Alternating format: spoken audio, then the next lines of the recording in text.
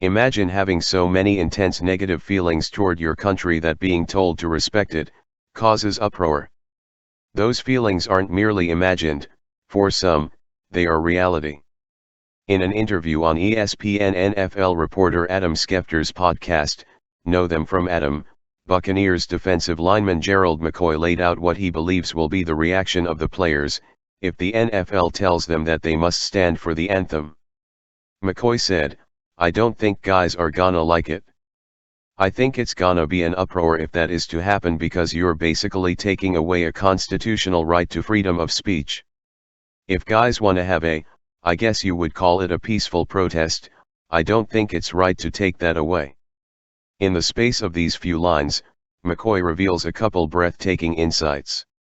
First, by saying there would be an uproar over players merely being told to respect the anthem, he shows just how inextricably linked players believe the anthem is, with racism and oppression. After all, the question wasn't, how would players react if the NFL made them confess that racism doesn't exist and that all is right with the world? No, the question only attempted to find out what the player response would be to merely having to respect the anthem.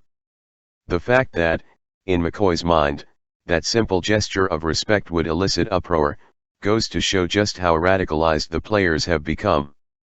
The other thing revealed here, is McCoy's breathtaking ignorance on what the Constitution says about freedom of speech.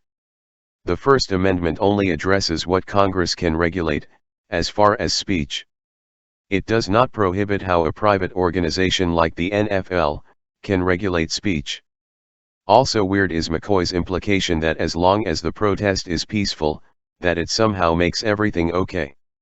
A player writing political messages all over his body, then stripping down naked so people could read them, is peaceful. However, it's also horrendous and in no way would it ever be allowed.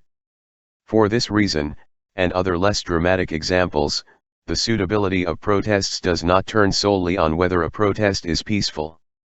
Nonetheless, we may soon find out if McCoy's prediction of uproar actually happens. Commissioner Goodell publicly sent a memo to the league on Tuesday, saying that the league needs to move past the anthem controversy. Discussions about rules regarding player conduct are expected to be front and center at the owners' meetings next week. If the league mandates that players stand, and the players refuse to stand, as part of their uproar, Gerald McCoy, and others, are going to hear an uproar from the fans that will be a whole lot louder.